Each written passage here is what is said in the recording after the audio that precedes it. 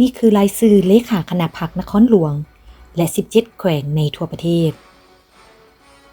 1. สหายอาจสะพังทองศรีพันดรเลขาพรรคนครหลวงเวียงจันทน์ 2. สหายพลตรีสมพรมิตรพรเลขาพรรคแขวงพงสาลี 3. สหายบุญคงหลาเทียมพรเลขาพรรคแขวงอุดมไซ 4. สหายพลโทคำกิ่งผุยหลามณีวงศ์เลขาพรรคแขวงหลวงน้ำทา 5. สหายพลจตวาแป้นคำบุตรจันแพงเลขาพรรคแขวงบ่อแก้ว 6. สหายเพ็งนีรันคำพันเพ็งเลขาพรรคแขวงสยามบุรี 7. สหายพุทธพันธ์แก้ววงไซเลขาพรรคแขวงหัวพัน 8. สหายห้องศาสตราจารย์ภูวงศ์อุ่นคำแสนเลขาพรรคแขวงเสียงขวาง 9. สหายบุญเรืองมณีวงศ์เลขาพรรคแขวงหลวงพระบาง 10. สหายปริญญาเอกภูธานูเพชรไซสมบัติเลขาพรรคแขวงเวียงจันทน์ 11. สหายปริญญาเอกโสนธนูธรรมวงศ์เลขาพรรคแขวงบริคำไซ 12. สหายไสสนาโพธิ์ภูธรเลขาพรรคแขวงขมวน 13. สหายบุญโจมอุบลประเสริฐเลขาพรรคแขวงสวรรณเขต 14. สหายปริญญาเอกดาววงศ์พรแก้วเลขาพรรคแขวงสารวัน 15. สหายบุญหลายบุตรพิเลขาพรรคแขวงเสกอง 16. สหายปริญญาเอกอารุณไซสุนนราชเลขาพรรคแขวงจำปาสัก 17. สหายบุญถึงดวงสวรรค์เลขาพรรคแขวงอัตตปือ 18. สหายพลอยคำหุงบุญยวงเลขาพรรคแขวงไสสมบูรณ์และนี่จะเป็นประวัติละเอียดของบรรดาเลขาพรรคแขวงแต่ละแขวง 1. สหายปริญญาเอกอาจสะพังทองศรีพันดรเกิดในวันที่ 1 เดือน 10 ปี 1967 ที่บ้านสนไซนครไก่สอนพระวิหารแขวงสวรรณเขตชนเผ่าล้าวลุมศาสนาพุทธปัจจุบันอยู่บ้านหนองบอนเมืองไซเสถานครหลวงอีจันทน์ดำรงตำแหน่งและหน้าที่รับผิดชอบเป็นกรรมการศูนย์กลางพรรคเลขาคณะพรรคเจ้าของนครหลวงเวียงจันทน์และเป็นประธานคณะกรรมการปกครองนครหลวงเวียงจันทน์ระดับการศึกษาสามัญมัธยมปลายระดับวิชาเฉพาะปริญญาเอกสาขาบริหารธุรกิจระดับทฤษฎีการเมืองสั้นสูงวันเดือนปีเข้ารัฐกรวันที่ 1 เดือน 1 ปี 1988วันเดือนปีเข้าพรรคสมบูรณ์วันที่ 19 เดือน 9 ปี 1993ซึ่งแต่ละระยะมีการเคลื่อนไหวดังนี้นับตั้งแต่ปี 1974 หาปี 1985ได้เรียนอยู่โรงเรียนประถมและมัธยมตอนต้นตอนปลายอยู่แขวงสวรรณเขตในช่วงปี 1986 หาปี 1988แม่นเรียนวิชาเฉพาะการเงินการธนาคารอยู่โรงเรียนทางงอนนครหลวงอีจันทน์นับแต่ปี 1988 หาปี 1991ได้เข้าเป็นพนักงานการเงินแขวงเลขาหน่วยเซาหนุ่มแผนกการเงินแขวงสวรรณเขตปี 1992 หาปี 1993เป็นวิชาการอยู่แผนกคุ้มครองพนักงานกรมภาษีกระทรวงการเงินปี 1994 หาปี 1999ได้ศึกษาปริญญาตรีสาขาวิชาอักษรศาสตร์มหาวิทยาลัยแห่งชาติและนับตั้งแต่ปี 1999 หาปี 2002 เป็นรองหัวหน้าแผนกภาษีปี 2003 หาปี 2005 เป็นหัวหน้าแผนกภาษีนครหลวงอีจันทน์ปี 2005 หาปี 2007 เป็นหัวหน้าแผนกนิติกรรมกรมภาษีและปี 2007 หาปี 2011 เป็นรองหัวหน้ากรมภาษีกระทรวงการเงินและค้นคว้าปริญญาโท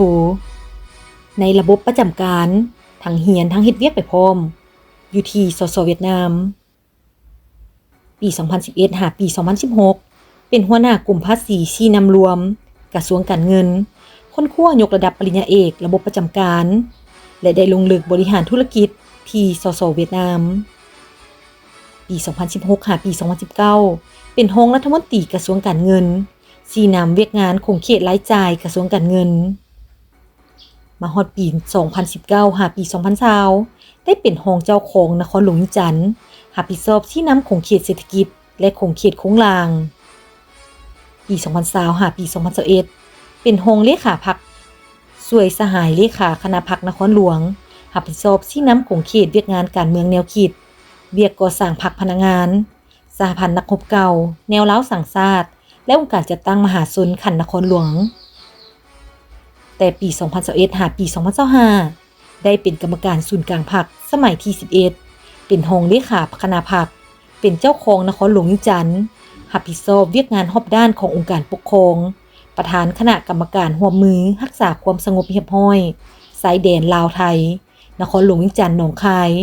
ประธานสมาคมมิตรภาพลาวสปป.เกาหลีรองประธานคณะกรรมการปกสนครหลวงรองประธานคณะกรรมการโอลิมปิกแห่งชาตินับตั้งแต่ปี 2026 หาปัจจุบันดำรงตำแหน่งเป็นกรรมการศูนย์กลางพรรคสมัยที่ 12เป็นเลขาคณะพรรคเจ้าของนครหลวงเวียงจันทน์ประธานกรรมการปกครองประธานคณะกรรมการร่วมมือรักษาความสงบเรียบร้อยชายแดนลาวไทยนครหลวงเวียงจันทน์หนองคายประธานสมาคมมิตรภาพลาวสปป.เกาหลีรองประธานกรรมการปกสนครหลวงเวียงจันทน์รองประธานคณะกรรมการโอลิมปิกแห่งชาติ 2. เลขาพรรคแขวงพงศาลีท่านพลตรีสมพรมิตรพรเกิดเมื่อวันที่ 11 เดือน 12 ปี 1966ที่บ้านหาดเหียนเมืองหลวงพระบางแขวงหลวงพระบางชนเผ่าลาวศาสนาพุทธปัจจุบันอยู่บ้านโพนโฮมเมืองบุญเหนือแขวงพงศาลีสั้นตำแหน่งและหน้าที่รับผิดชอบดำรงตำแหน่งกรรมการศูนย์กลางพรรคเลขาคณะบริหารงานพรรคแขวงพงศาลีระดับการศึกษาสามัญจบมัธยมตอนปลายระดับวิชาเฉพาะสั้นสูงสาขาบรรณาภาษาลาวระดับทฤษฎีการเมืองขั้นสูงวันเดือนปีเข้าสังกัดรัฐวันที่ 1 เดือน 10 ปี 1986วันเดือนปีเข้าพรรคสมบูรณ์วันที่ 7 เดือน 7 ปี 1990ซึ่งมีการเคลื่อนไหวโดยย่อในแต่ละระยะดังนี้แต่ปี 1986 หาปี 1992เป็นอาจารย์สอนอยู่โรงเรียนก่อสร้างทหารแขวงเชียงขวางปี 1992 หาปี 1996เป็นพนักงานช่วยเวียกอยู่แผนกระเบียบกรมอบรมกรมใหญ่เสนาธิการกองทัพปี 1996 หาปี 1999เกี่ยมภาษาเวียดนามและเรียนก่อสร้างนายทหารอยู่วิทยาคารป้องกันชาติไก่สอนพระวิหารปี 1999 หาปี 2003เป็นห้องแผนกระเบียบกรมอบรมกรมใหญ่เสนาธิการกองทัพปี 2003 หาปี 2004เรียนเสนาธิการกองทัพบกอยู่ประเทศไทยปี 2005 หาปี 2006เรียนภาษาอังกฤษอยู่สถาบันการต่างประเทศปี 2006 หาปี 2007เรียนภาษาอังกฤษอยู่ประเทศอินเดียปี 2008 หาปี 2009เป็นหัวหน้าแผนกสังรวมของการกรมใหญ่เสนาธิการกองทัพปี 2009 หาปี 2013เป็นห้องหัวหน้าของการกรมใหญ่เสนาธิการกองทัพปี 2013 หาปี 2022เป็นหัวหน้าของการกรมใหญ่เสนาธิการกองทัพปี 2022 หาปี 2024เป็นหัวหน้ากรมใหญ่เสนาธิการกองทัพกระทรวงป้องกันประเทศปี 2024 หาปี 2025เป็นกรรมการคณะพรรคกระทรวงหัวหน้าห้องว่าการกระทรวงป้องกันประเทศปี 2026 หาปัจจุบันเป็นกรรมการศูนย์กลางพรรคสมัยที่ 12เลขาคณะบริหารงานพรรคแขวงพงศาลี 3. เลขาพรรคแขวงหลวงทาท่านพลโทคำกิ่งผุยหลามณีวงศ์เกิดเมื่อวันที่ 3 เดือน 12 ปี 1964ที่บ้านสีสว่างเหนือเมืองไซภูทองแขวงสวรรณเขตชนเผ่าลาวนับถือศาสนาพุทธปัจจุบันอยู่บ้านดอนติ้วเมืองไซธานีแขวงนครหลวงเวียงจันทน์ตำแหน่งและหน้าที่รับผิดชอบกรรมการศูนย์กลางพรรคเลขาคณะบริหารงานพรรคแขวงหลวงทาระดับการศึกษาสามัญมัธยมตอนปลายระดับวิชาเฉพาะปริญญาโทสาขาสันติบาลระดับทฤษฎีการเมืองขั้นสูง วันเดือนปีเข้าสังกัดรัฐวันที่29เดือน9ปี1982วันเดือนปีเข้าพรรคสมบูรณ์วันที่10เดือน11ปี1991การเคลื่อนไหวโดยย่อในแต่ละระยะนับตั้งแต่ปี1982หาปี1985เป็นตำรวจอยู่กระทรวงภายในปี1993หาปี1994เป็นห้องหัวหน้าแผนกค้นคว้าสังรวมกรมใหญ่การเมืองป้องกันความสงบปี1995หาปี1996เป็นห้องหัวหน้าห้องการแผนการก่อสร้างวิทยาคารป้องกันความสงบปี1997หาปี2002เป็นเลขานุการกรมการเมืองศูนย์กลางภาครัฐมนตรีว่าการกระทรวงภายในปี2003หาปี2005เป็นเลขานุการกรมการเมืองศูนย์กลางภาครองนายกรัฐมนตรีปี2006หาปี2010เป็นเลขานุการกรมการเมืองศูนย์กลางภาครองนายกรัฐมนตรีประธานคณะกวดการศูนย์กลางภาคประธานองค์การกวดการรัฐบาลปี2011หาปี2014เป็นเลขานุการรองนายกรัฐมนตรีปี2015หาปี2019เป็นรองหัวหน้ากรมใหญ่การเมืองป้องกันความสงบปี2019หาปี2020เป็นกรรมการประจำพรรคกรมใหญ่รองหัวหน้ากรมใหญ่การเมืองป้องกันความสงบปี2020หาปี2021เป็นกรรมการประจำพรรครองหัวหน้ากรมใหญ่การเมืองป้องกันความสงบปี2021หาปี2022เป็นกรรมการประจำพรรคหัวหน้ากลุ่มใหญ่การเมืองตำรวจกระทรวงป้องกันความสงบปี2022หาปี2025เป็นกรรมการประจำพรรครองรัฐมนตรีกระทรวงป้องกันความสงบปี2025หาปี2026เป็นรองเลขาคณะพรรครองรัฐมนตรีกระทรวงป้องกันความสงบปี2026หาปัจจุบันเป็นกรรมการศูนย์กลางพรรคเลขาคณะบริหารงานพรรคแขวงหลวงน้ำทา 4. เลขาพรรคแขวงอุดมไซท่านบุญคงหลาเจียมพรเกิดวันที่18เดือน11ปี1972ที่บ้านแฟนเมืองหุ่นแขวงอุดมไซสนเผ่าลาวนับถือศาสนาพุทธปัจจุบันอาศัยอยู่บ้านวังไฮเมืองไซแขวงอุดมไซสั้นตำแหน่งและหน้าที่รับผิดชอบกรรมการศูนย์กลางพรรคเลขาพรรคแขวงอุดมไซระดับการศึกษาสามัญมัธยมตอนปลายระดับวิชาเฉพาะปริญญาโทสาขาวิทยาศาสตร์การเมืองระดับทฤษฎีการเมืองขั้นสูงวันเดือนปีเข้าสังกัดรัฐวันที่1เดือน12ปี1995วันเดือนปีเข้าพรรคสมบูรณ์วันที่22เดือน11ปี1998การเคลื่อนไหวโดยย่อในแต่ละระยะนับตั้งแต่ปี1978หาปี1990เป็นนักเรียนชั้นประถมมัธยมอุดมอยู่เมืองหุ่นแขวงอุดมไซปี1990หาปี1995เป็นนักศึกษาอยู่วิทยาลัยสร้างครูเวียงจันทน์ดงโดกนครหลวงเวียงจันทน์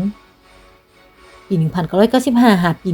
1997เป็นอาจารย์สอนอยู่โรงเรียนอุดมเมืองหุ่นแขวงอุดมไซปี1997หาปี2002เป็นครูศึกษานิเทศมัธยมและเป็นรองหัวหน้าศูนย์นิเทศมัธยม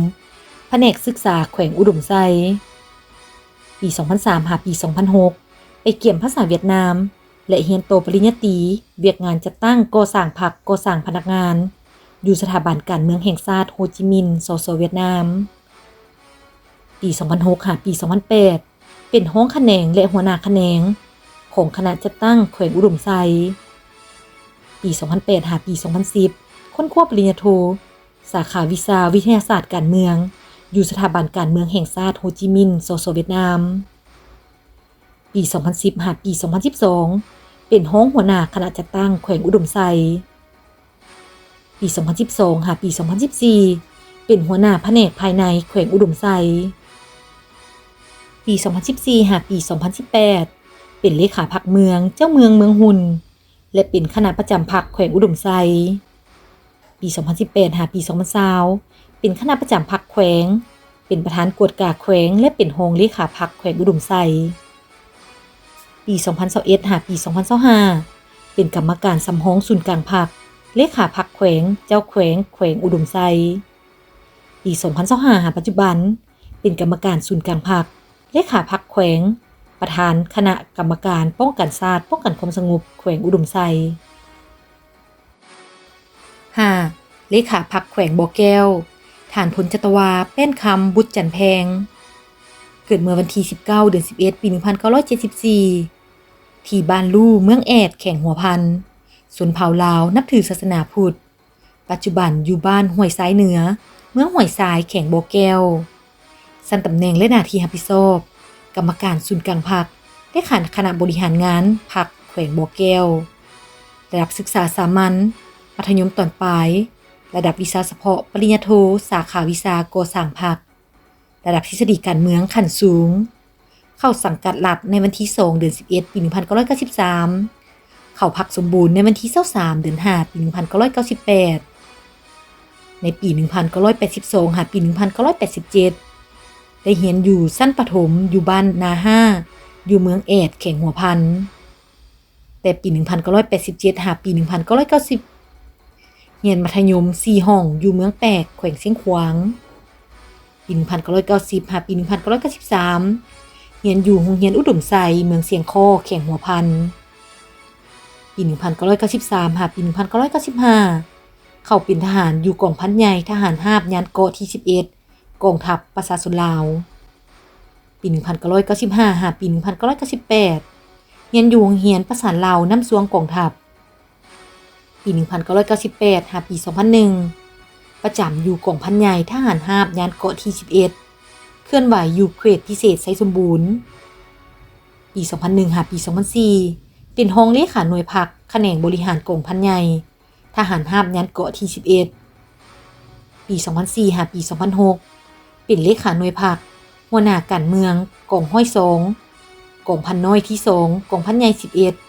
11ปี2006หาปี2011ศึกษาอยู่สถาบันการเมืองเขต1สสเวียดนามปี2011หาปี2016เป็นหัวหน้าองค์การ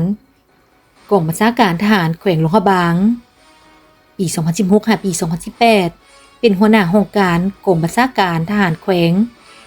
เป็นสมาชิกสภาสุดที่8เขตเลือกตั้งที่6แขวงหลวงพระบางปี2018หาปี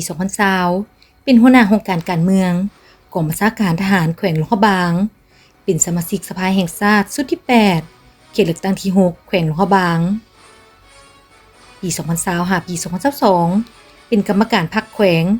และเป็นเลขาคณะพรรคกองบัญชาการหัวหน้าการเมืองกองบัญชาการทหารแขวงหลวงพระบางปี2022หาปี2024เป็นหัวหน้ากลุ่มโฆษณาอบรมกลุ่มใหญ่การเมืองกองทัพปี2024หาปี2025เป็นอำนวยการวิทยาคารป้องกันชาติไก่สอนพรหมวิหารปี2025หาปัจจุบันเป็นกรรมการศูนย์กลางพรรคเลขาคณะบริหารงานพรรคแขวงบ่อแก้ว 6. เลขาพรรคแขวงหลวงพระบางท่านบุญเลื่อมมณีวงศ์เกิดวันที่12เดือน2ปี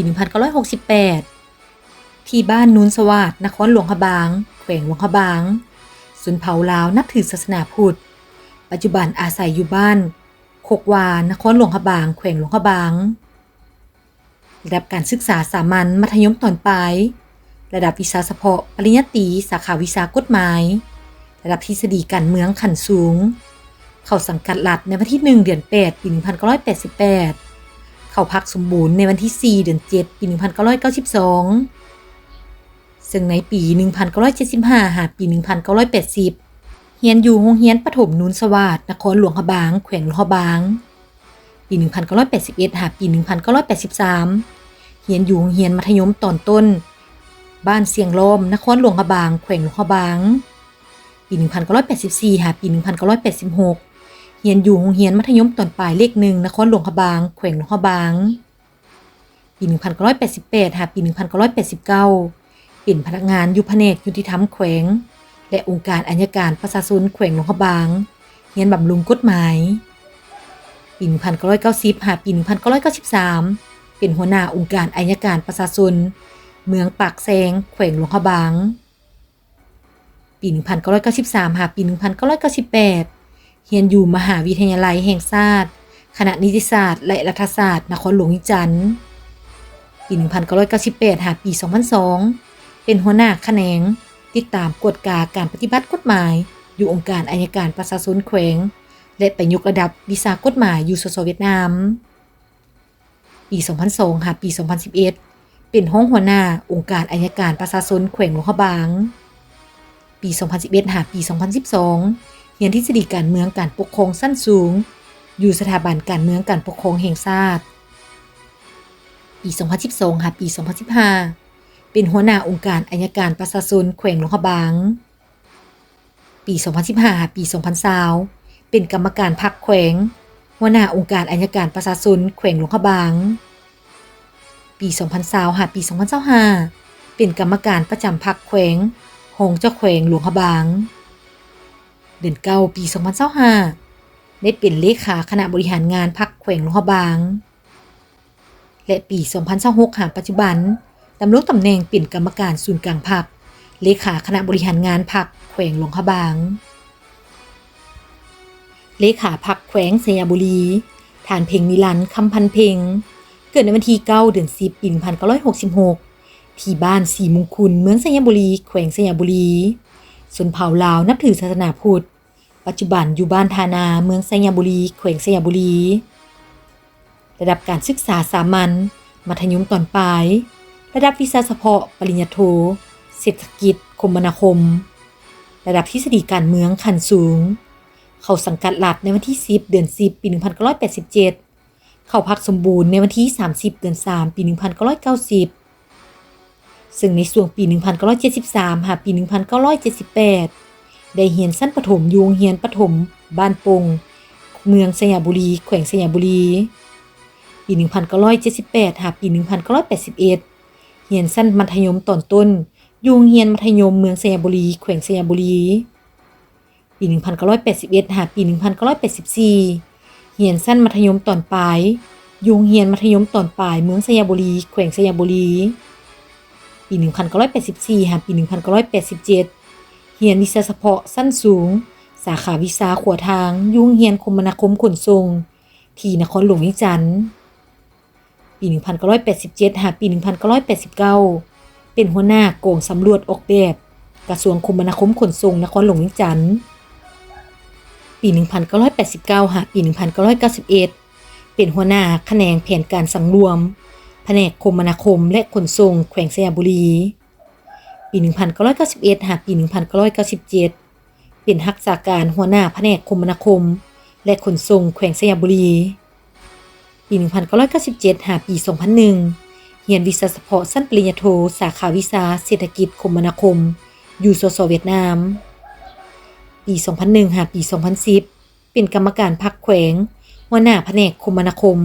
และขนส่งแขวงสยามบุรีปี2010หาปี2014เป็นคณะกรรมการพรรคแขวงเลขาคณะบริหารงานพรรคเมืองเจ้าเมืองเมืองเพียงแขวงสยามบุรีปี2014หาปี2015เป็นกรรมการพรรคแขวงเลขาคณะบริหารงานพรรคเมืองเจ้าเมืองเมืองสยามบุรีแขวงสยามบุรีปี2015หาปี2020เป็นกรรมการประจำพรรคแขวงหงเจ้าแขวงสยามบุรีปี2020หาปี2025เป็นรองเลขาคณะบริหารงานพรรคแขวงประธานสภาประชาชนแขวงและหลังกองประชุมใหญ่ครั้งที่12ของพรรคฮอดปัจจุบันดำรงตำแหน่งเป็นกรรมการศูนย์กลางพรรคเลขาคณะบริหารงานพรรคแขวงประธานสภาประชาชนแขวงสยามบุรี8เลขาพรรคแขวงหัวพันท่านพุทธพันธ์แก้ววงไซเกิดในวันที่12เดือน12ปี1968ที่บ้านนาห้าเมืองแอดแขวงหัวพันส่วนเผ่าลาวนับถือศาสนาพุทธปัจจุบันอยู่บ้านเมืองธาตุเมืองสำเหนือแขวงหัวพันระดับการศึกษาสามัญมัธยมตอนปลายระดับวิชาเฉพาะปริญญาโทสาขาวิชากฎหมายยุติธรรมและปริญญาโทคุ้มครองเศรษฐกิจระดับทฤษฎีการเมืองขั้นสูงเข้าสังกัดรัฐในวันที่1เดือน9ปี1991เข้าพักสมบูรณ์ในวันที่19เดือน1ปี2000ซึ่งในช่วงปี1977หาปี1985ได้เรียนอยู่ประถมและมัธยมอยู่เมืองหัวเมืองแขวงหัวพันปี1985หาปี1988เรียนมัธยมปลายอยู่เมืองสิงคโปร์แขวงหัวพันป ปี 1988 หาปี 1991 เป็นนักศึกษาอยู่โรงเรียนกฎหมายสั้นกลางอยู่นครหลวงเวียงจันทน์ปี 1991 หาปี 1993 เป็นพนักงานอยู่ศาลประชาชนแขวงหัวพัน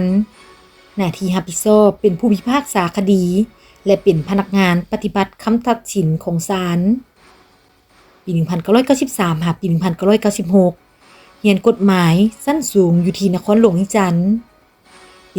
1996 หาปี 2002 เป็นพนักงานอยู่ศาลประชาชนแขวงหัวพันหน้าที่รับผิดชอบเป็นผู้พิพากษาคดีปี 2002 หาปี 2005 เป็นพนักงานอยู่แผนกยุติธรรมแขวงหัวพันเป็นรองหัวหน้าแผนกยุติธรรมแขวงหัวพันรับผิดชอบหัวหน้าสำนักงานทะเบียนศาลและหัวหน้าโฆษณาเผยแพร่กฎหมายปี 2005 หาปี 2008 เป็นรองหัวหน้าห้องว่าการปกครองแขวงหัวพันรับผิดชอบชี้นำเวียกงานบริหารของห้องว่าการปกครองแขวงเป็นรองหัวหน้าก่อสร้างรากฐานการเมืองแขวงหัวพันปี 2008 หาปี 2010 เรียนต่อปริญญาโทกฎหมายอยู่มหาวิทยาลัยแห่งชาติปี 2010 หาปี 2013 เรียนปริญญาโทสาขาคุ้มครองเศรษฐกิจอยู่สถาบันการเมืองและการปกครองแห่งชาติปี 2013 หาปี 2014 เป็นหัวหน้าแผนกภายในแขวงหัวพันปี 2014 หาปี 2018 เป็นกรรมการพรรคแขวงเป็นเลขาพรรคเมืองเจ้าเมืองหัวเมืองแขวงหัวพันปี 2018 หาปี 2020 เป็นกรรมการพรรคแขวงเป็นเลขาพรรคเมืองเจ้าเมืองสำเหนือแขวงหัวพันปี 2021 หาปี 2025 เป็นคณะประจำพรรคแขวงห้องเจ้าแขวงหัวพันปี 2025 หาปัจจุบันเป็นกรรมการศูนย์กลางพรรคเลขาพรรคแขวงหัวพัน9เลขาพรรคแขวงเสียงขวางฐานหงศาสตราจารย์ผู้วงอุ่นคำแสนเกิดเมื่อวันที่19 เดือน10 ปี 1961 ที่บ้านดงเห็นเมืองอาจสะพังทองแขวงสวรรณเขตชนเผ่าลาวศาสนาพุทธปัจจุบันอยู่บ้านทางงอนเมืองไซธานีนครหลวงเวียงจันทน์ระดับการศึกษาสามัญมัธยมตอนปลายระดับวิชาเฉพาะปริญญาโทสาขาลัทธิสังคมนิยมวิทยาศาสตร์ระดับทฤษฎีการเมืองขั้นสูงเข้าสังกัดรัฐในวันที่9 เดือน8 ปี 1988เข้าพักสมบูรณ์ในวันที่14 เดือน10 ปี 1991นับตั้งแต่ปี 1970 หาปี 1976 ได้เรียนอยู่ชั้นประถมปี 1976 หาปี 1979 เรียนมัธยมตอนต้นดงเห็นเมืองอาจสะพังทองแขวงสวรรณเขตปี 1979 หาปี 1982 เรียนอุดมเลข2เซนูแขวงสวรรณเขตปี 1982 หาปี 1988 เป็นนักศึกษาชั้นปริญญาตรีและปริญญาโทอยู่เมืองกาซานอดีตสหภาพโซเวียตปี 1988 หาปี 1995 เป็นพนักงานวิชาการอยู่สถาบันการเมืองการปกครองแห่งชาติปี 1995 หาปี 1999 เป็นว่าการหัวหน้าแผนกวิทยาศาสตร์การเมืองสถาบันการเมืองและการปกครองแห่งชาติปี 1999 หาปี 2002 เป็นรองหัวหน้าคณะลัทธิสังคมนิยมวิทยาศาสตร์สถาบันการเมืองและการปกครองแห่งชาติปี 2002 หาปี 2004 เป็นว่าการหัวหน้าคณะวิชาลัทธิสังคมนิยมวิทยาศาสตร์ปี 2004 หาปี 2012 เป็นหัวหน้าคณะวิชาลัทธิสังคมนิยมวิทยาศาสตร์สถาบันการเมืองและการปกครองแห่งชาติปี 2012 หาปี 2014 เป็นกรรมการคณะพรรคห้องหัวหน้าสถาบันการเมืองและการปกครองแห่งชาติปี 2015 หาปี 2021 เป็นรองเลขาคณะพรรคห้องหัวหน้าสถาบันการเมืองและการปกครองแห่งชาติปี 2021 หาปี 2026 เป็นกรรมการศูนย์กลางพรรคเลขาคณะพรรคหัวหน้าสถาบันการเมืองและการปกครองแห่งชาติปี 2026 หาปัจจุบันเป็นกรรมการศูนย์กลางพรรคเลขาคณะบริหารงานพรรคแขวงเสียงขวาง10เลขาพรรคแขวงเวียงจันทน์ฐานปริญญาเอกภูธนูเพชรไส้สมบัติเกิดในวันที่22 เดือน2 ปี 1968ที่บ้านสีไข่ทงเมืองสีโคตะบองนครหลวงเวียงจันทน์ชนเผ่าลาวศาสนาพุทธ ปัจจุบันอยู่บ้านสะพานทองใต้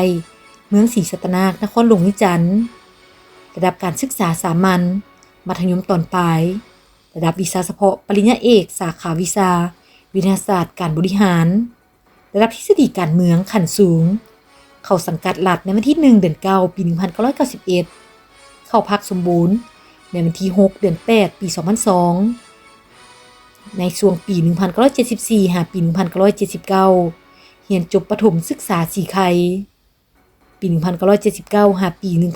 1982เรียนจบมัธยมศึกษาสีไข่ปี1982หาปี1985เรียนจบอุดมเวียงจันทน์มัธยมศึกษาสมบูรณ์เวียงจันทน์ปี1985หาปี1991ศึกษาระดับปริญญาตรีสาขาวิทยาศาสตร์คณิตศาสตร์อยู่มหาวิทยาลัยมอสโกสหภาพโซเวียตปี1991หาปี1992เป็นพนักงานรับผิดชอบเวียกงานเลขานุการห้องว่าการแขวงบุรีคำไซปี1992หาปี1993เป็นอาจารย์สอนแขนงวิทยาศาสตร์พื้นฐานมหาวิทยาลัยแห่งชาติลาวปี1993หาปี1995เป็นพนักงานสำนักสร้างหนี้สินแผนกรายจ่ายงบประมาณกรมคลังเงินกระทรวงการเงินปี1995หาปี1997ศึกษาระดับปริญญาโทสาขาเศรษฐกิจเพื่อการพัฒนาอยู่มหาวิทยาลัยแห่งชาติออสเตรเลียประเทศออสเตรเลียปี1997หาปี2002เป็นหัวหน้าแผนกแผนการสั่งรวมและบัญชีกลางคลังเงินแห่งชาติกระทรวงการเงินปี2003หาปี2006เป็นหัวหน้าแผนกเศรษฐกิจการเงินกรมนโยบายการเงินกระทรวงการเงินปี2007หาปี2015เป็นห้องหัวหน้าและหัวหน้าคลังเงินแห่งชาติกระทรวงการเงินปี2010หาปี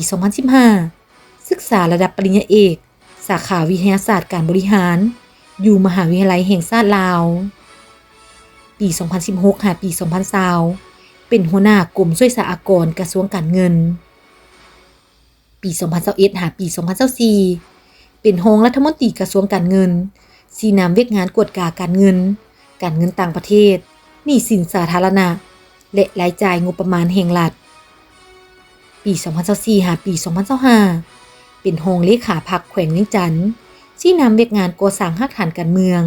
พัฒนาชนบทแก้ไขความทุกข์ยากและเวียกงาน3ครั้งของแขวงเวียงจันทน์เป็นรองเจ้าแขวงเวียงจันทน์ชี้นำเวียกงานเศรษฐกิจการเงินปี2026หาปัจจุบันเป็นกรรมการศูนย์กลางพรรคสมัยที่12เป็นเลขาคณะบริหารงานศูนย์กลางพรรคแขวงเวียงจันทน์11เลขาพรรคแขวงบุรีคำไซฐานปริญญาเอกสนธนูธรรมวงศ์เกิดในวันที่3เดือน4ปี1968ที่บ้านเชียงคอเมืองเชียงคอแขวงหัวพันชนเผ่าลาวศาสนาพุทธปัจจุบันอยู่บ้านอนุสรณ์ไซเมืองปากสันแขวงบุรีคำไซระดับการศึกษาสามัญมัธยมตอนปลายระดับวิชาเฉพาะปริญญาเอกสาขาวิชาปรัชญาที่สสเวียดนามระดับทฤษฎีการเมืองขั้นสูงเข้าสังกัดรัฐในวันที่1เดือน3ปี1994เข้าพักสมบูรณ์ในวันที่12เดือน8ปี1996ในช่วงปี1974หาปี1979ได้เรียนประถมอยู่นครหลวงเวียงจันทน์ปี1979หาปี1982เรียนมัธยมตอนต้นอยู่โรงเรียนเต้78สสเวียดนามปี1982หาปี1986เรียนอุดมอยู่โรงเรียนอุดมศึกษาเวียงจันทน์นครหลวงเวียงจันทน์ปี1987หาปี1993เรียนปริญญาตรีสาขาปรัชญาอยู่เมืองอันมาอาตาสหภาพโซเวียตปี1993หาปี1994เฮ็ดเวียกเป็นพนักงานฝึกงานอยู่คณะจัดตั้งศูนย์กลางพรรคปี1994หาปี1998เป็นวิชาการและเลื่อนเป็นรองหัวหน้าแผนกอยู่องค์การอัยการประชาชนสูงสุดปี1998หาปี2006ไปค้นคว้าปริญญาโทและปริญญาเอกอยู่สสเวียดนามปี2006หาปี2008เป็นคณะเลขาธิการศูนย์กลางสาวหนุ่มประชาชนปฏิบัติลาวเป็นคณะพรรคเป็นหัวหน้าห้องการศูนย์กลางสาวหนุ่มประชาชนปฏิบัติลาวปี2008หาปี2011 เป็นเลขาธิการศูนย์กลางสาวหนุ่มประชาชนปฏิวัติลาวเป็นคณะพรรคเป็นหัวหน้ากรมอบรมและขบวนการของศูนย์กลางสาวหนุ่มประชาชนปฏิวัติลาวปี 2011 หาปี 2015 เป็นห้องเลขาคณะบริหารงานศูนย์กลางสาวหนุ่มประชาชนปฏิวัติลาวเป็นห้องเลขาคณะพรรคและเป็นสมาชิกสภาแห่งชาติประจำเขตเลือกตั้งที่ 13 แขวงสวรรณเขตปี 2015 หาปี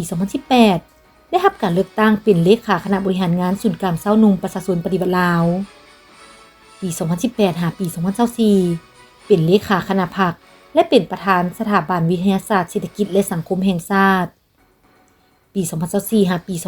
2025 เป็นเลขาคณะบริหารงานพรรคแขวงเจ้าแขวงบริคำไซและปี 2026 หาปัจจุบันเป็นเลขาคณะบริหารงานพรรคแขวงบริคำไซ13. เลขาพรรคแขวงขมวนท่านไสสนะโคตรภูธรเกิดเมื่อวันที่ 3 เดือน 3 ปี 1970 ที่บ้านนาวิทย์เมืองเวียงไสแขวงหัวพันชนเผ่าภูไทยศาสนาพุทธ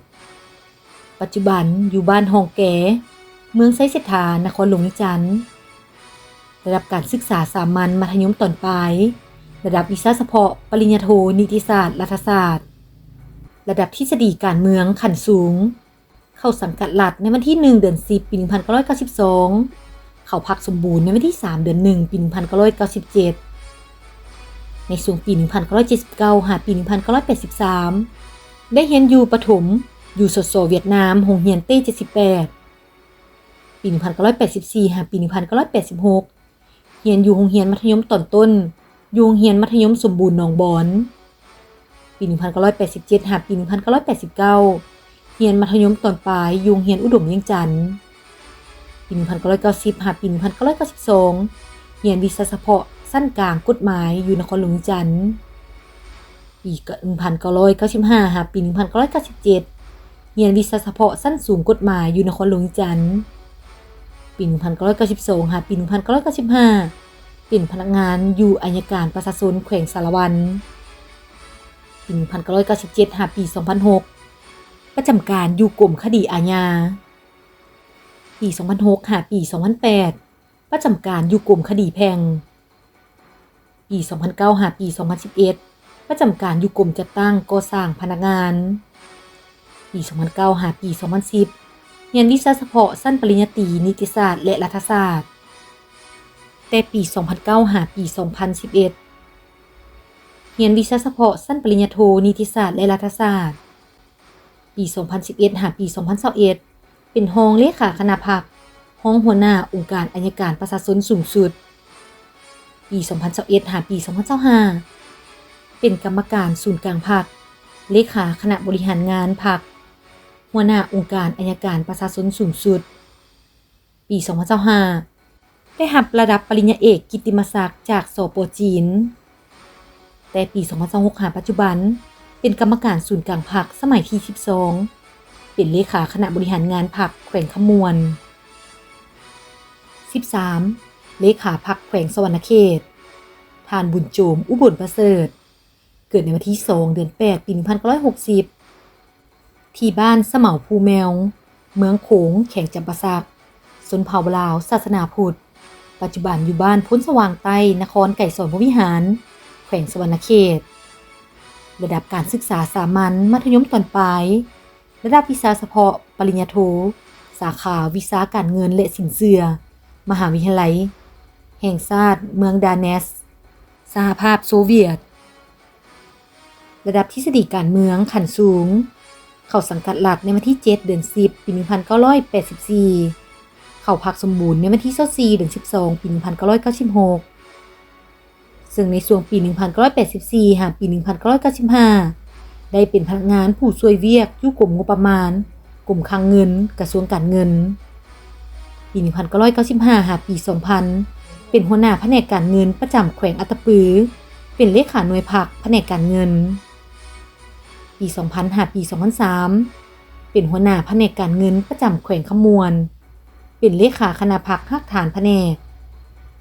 ปี 2003 หาปี 2014 เป็นห้องหัวหน้ากรมภาษีและเป็นหัวหน้ากรมคุ้มครองการเงินรัฐวิสาหกิจห ห้องเลขาคณะพรรครากฐานกระทรวงการเงินในวันที่19เดือน2ปี2014หาวันที่19เดือน11ปี2020เป็นห้องรัฐมนตรีกระทรวงการเงินเป็นห้องเลขาคณะพรรคกระทรวงประธานกฎกาพรรคกระทรวงวันที่20เดือน11ปี2020หาวันที่6เดือน2ปี2023เป็นเลขาคณะบริหารงานพรรคกระทรวงเป็นรัฐมนตรีกระทรวงการเงินวันที่6เดือน2ปี2023หาวันที่15เดือน3ปี2025เป็นเลขาคณะบริหารงานพรรคแขวงสมัยที่9และสมัยที่10เจ้าแขวงสวรรณเขตในวันที่15เดือน3ปี2025หาปัจจุบันเป็นกรรมการศูนย์กลางพรรคสมัยที่11และสมัยที่12เลขาคณะบริหารงานพรรคแขวงสวรรณเขต14เลขาพรรคแขวงสารวันทานปริญญาเอกดาววงศ์พรแก้วเกิดในวันที่19เดือน2ปี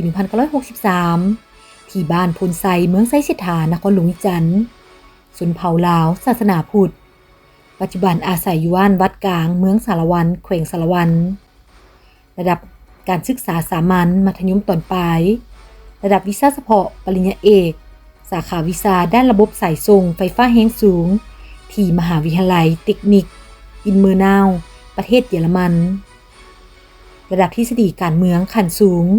เข้าสังกัดรัฐในวันที่1เดือน11ปี1990เข้าพักสมบูรณ์ในวันที่13เดือน5ปี2000ในช่วงปี1968หาปี1972ได้เรียนชั้นประถมสมบูรณ์ที่โรงเรียนประถมเพียวัฒน์นครหลวงวิจันทร์ปี1973หาปี1974เรียนที่โรงเรียนประถมที่ประเทศฝรั่งปี1974หาปี1980เรียนมัธยมสมบูรณ์ที่โรงเรียนมัธยมตอนปลายนครหลวงวิจันทร์ปี1980หาปี1986เรียนวิชาเฉพาะชั้นปริญญาตรีและปริญญาโทสาขาวิชาด้านระบบสายส่งไฟฟ้าแรงสูงที่มหาวิทยาลัยเทคนิคอินเมอร์นาวประเทศเยอรมันปี1986หาปี1990เรียนวิชาเฉพาะชั้นปริญญาเอกสาขาวิชาด้านระบบสายส่งไฟฟ้าแรงสูงที่มหาวิทยาลัยเทคนิคอินเมอร์นาวประเทศเยอรมันปี1990หาปี1995เฮ็ดเวียกอยู่รัฐวิสาหกิจไฟฟ้าลาวหน้าที่ความรับผิดชอบวิชาการโครงการสายส่งไฟฟ้าปี1995หาปี1997เฮ็ดเวียกอยู่รัฐวิสาหกิจไฟฟ้าลาวหน้าที่รับผิดชอบห้องหัวหน้าโครงการแผนการวิสาหกิจ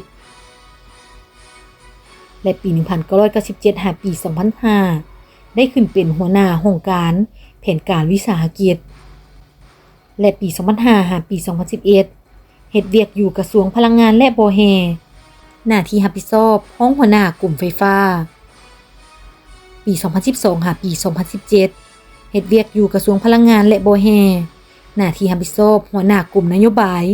และพลังงานปี2017หาปี2020เฮ็ดเวียกอยู่กระทรวงพลังงานและบ่อแห่หน้าที่รับผิดชอบหัวหน้าองค์การกระทรวงปี2020หาปี2021เฮ็ดเวียกอยู่กระทรวงพลังงานและบ่อแห่หน้าที่รับผิดชอบรัฐมนตรีกระทรวงพลังงานและบ่อแห่ปี2021หาปี2023เป็นกรรมการศูนย์กลางพรรคสมัยที่11รัฐมนตรีกระทรวงพลังงานและบ่อแห่ปี2023หาปี2025เป็นกรรมการศูนย์กลางพรรคสมัยที่11เลขาพรรคแขวงเจ้าแขวงสารวันปี2026ปัจจุบันเป็นกรรมการศูนย์กลางพรรคสมัยที่12เลขาพรรคแขวงสารวัน15เลขาพรรคแขวงจำปาสักทานปริญญาเอกอารุณไซสุนนราชเกิดในวันที่18เดือน4ปี1973ที่บ้านน้ำงำเมืองแปกแขวงเสียงขวางชนเผ่าลาวศาสนาพุทธปัจจุบันอาศัยอยู่บ้านผู้ม่วงนครปักเซแขวงจำปาสักระดับการศึกษาสามัญมัธยมตอนปลายระดับวิชาเฉพาะปริญญาเอกสาขาวิชาคุ้มครองเศรษฐกิจระดับทฤษฎีการเมืองขั้นสูงเข้ารัฐกรในวันที่5เดือน9ปี1973เข้าพักสมบูรณ์ในวันที่7เดือน4ปี2004 ซึ่งในช่วงแต่ปี 1980 หา 1984 ได้จบชั้นมัธยมสมบูรณ์ที่โรงเรียนหนองบอนนครหลวงอีจันทน์ปี 1985 หา ปี 1987 จบชั้นมัธยมตอนต้นที่โรงเรียนหนองบอนนครหลวงอีจันทน์ปี 1988 หา ปี 1990 เรียนมัธยมตอนปลายที่โรงเรียนอุดมเวียงจันทน์นครหลวงอีจันทน์ปี 1991 หา ปี 1995 เรียนจบปริญญาตรีสาขาวิชาภาษาอังกฤษคณะอักษรศาสตร์มหาวิทยาลัยแห่งชาติปี 1995 หา ปี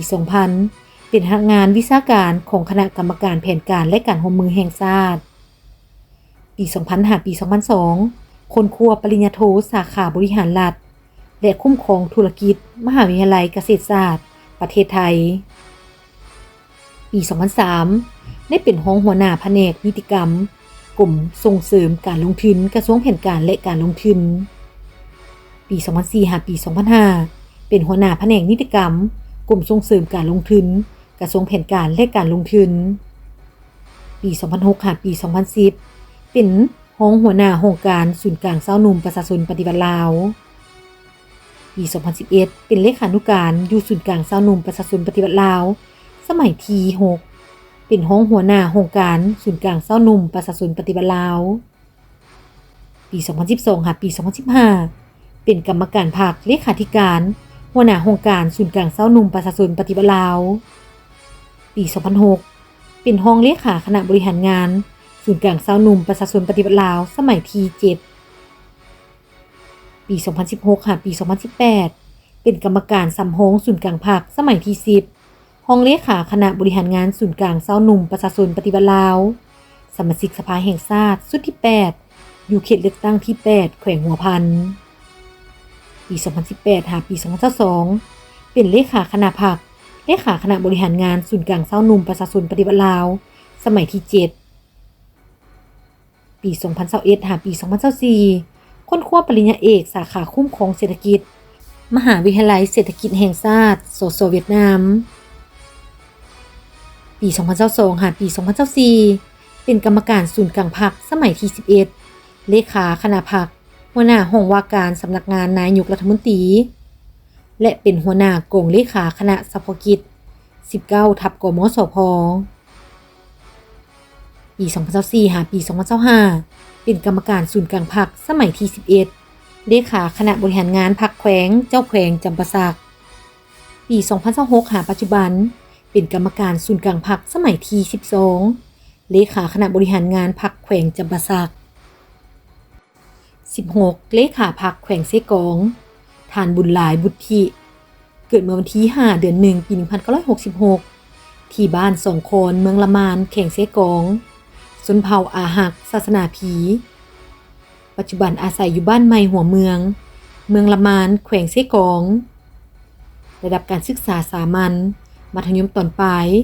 ระดับวิชาเฉพาะขั้นสูงสาขาวิชาชลประทานระดับทฤษฎีการเมืองขั้นสูงเข้าสังกัดรัฐในวันที่ 1 เดือน 10 ปี 1993เข้าพักสมบูรณ์ในวันที่ 27 เดือน 3 ปี 1999ในช่วงปี 1982 หา ปี 1983 เรียนประถมสมบูรณ์อยู่โรงเรียนเซาหนุ่มชนชาติแขวงสารวันปี 1984 หา ปี 1985 เรียนชั้นมัธยมตอนต้นอยู่โรงเรียนมัธยมสมบูรณ์เซาหนุ่มชนเผ่าแขวงเซกองปี 1985 หา ปี 1988 เป็นนักเรียนอยู่โรงเรียนมัธยมเซาหนุ่มชนเผ่าแขวงเซกองและโรงเรียนอุดมองค์แก้วปี 1989 หา ปี 1993 เรียนวิชาเฉพาะโรงเรียนวิทยาลัยชลประทานตาดทองปี 1994 หา ปี 1999 เป็นหัวหน้าโครงการกสิกรรมป่าไม้เมืองละมานแขวงเซกองปี 2000 หา ปี 2008 เป็นเจ้าเมืองละมานแขวงเซกองปี 2009 หา ปี 2010 เป็นรองหัวหน้าแผนกแถลงข่าววัฒนธรรมและท่องเที่ยวแขวงเซกองปี 2010 หา ปี 2011 เป็นเลขาพรรคเมืองเจ้าเมืองละมานแขวงเซกองปี 2011 หา ปี 2020 เป็นหัวหน้าแผนกทรัพยากรธรรมชาติและสิ่งแวดล้อมแขวงเซกองปี ปี2020หาปี2023เป็นหัวหน้าคณะจัดตั้งแขวงเซกองปี2024หาปี2025เป็นรองเลขาพรรคแขวงเซกองมาฮอดเดือน7ปี2025ได้รับการแต่งตั้งเป็นผู้รักษาการแทนเลขาพรรคแขวงเจ้าแขวงเซกองและในเดือน8ปี2025ได้รับการแต่งตั้ง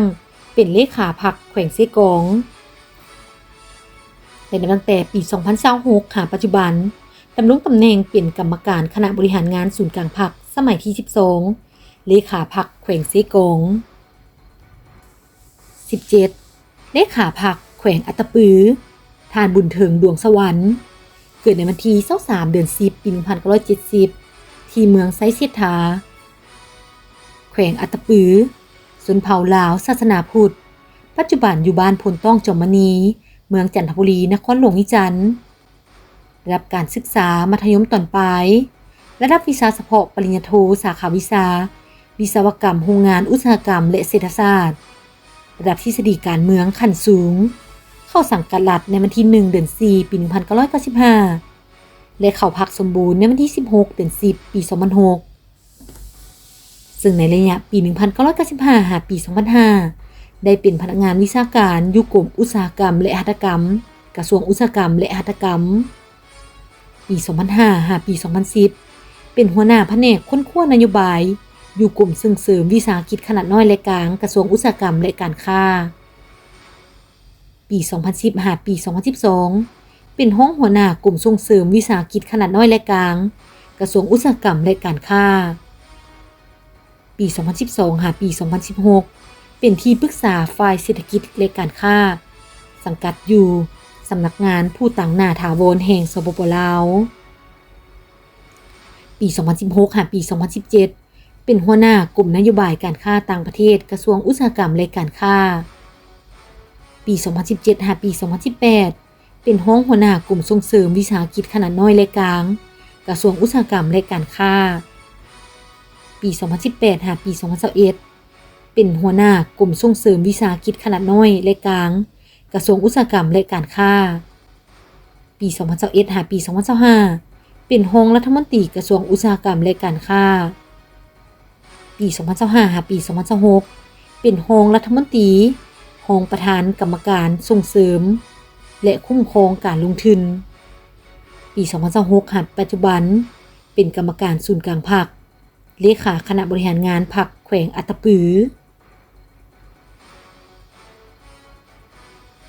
18เลขาพรรคแขวงไซสมบูรณ์ท่านพลอยคำหุงบุญยวงเกิดในวันที่15เดือน3ปี1964ที่บ้านบุงเมืองโซนเข่งหัวพันชนเผ่าไทยแดงปัจจุบันอยู่บ้านผู้หัวสร้างเมืองอนุวงศ์แขวงไซสมบูรณ์